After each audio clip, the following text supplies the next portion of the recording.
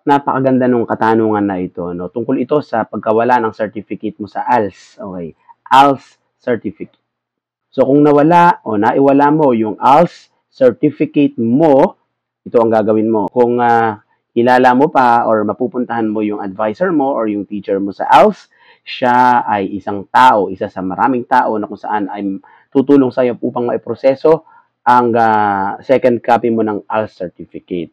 ALS certificate ay katumbas ng mga diploma, mga TOR at mga importanteng dokumento sa paaralan. Ano?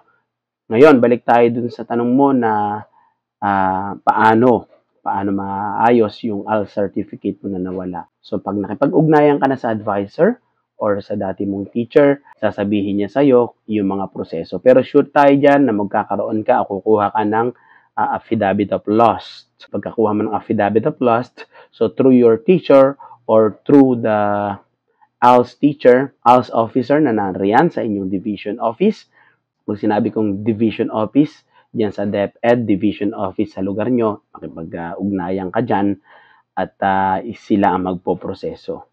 So, may mga dokumento kang pipilapan, isusulat, at syempre, ipafile nila yan sa division office. And then, kinakailangan din nilang i-file yan sa regional office. So, sila na magpoproseso niyan. Mabilis lang ngayon kasi, digital era. Okay? Hindi na kailangang dali ng tao yung certificate papunta sa regional office. Isesend na lang yan via email and then mapoproseso na. Kung may mga tao na kailangan pumirma dyan, kabilang na rin dito yung mga concerned.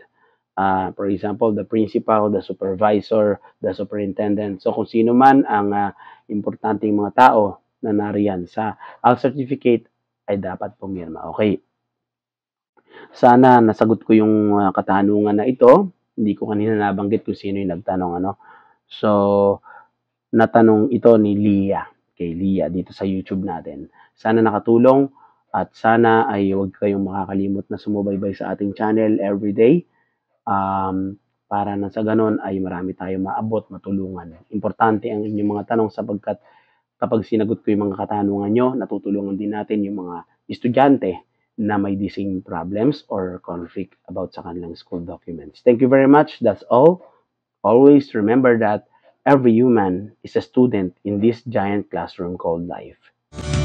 Palagi ka sa Maestro Bino Lessons.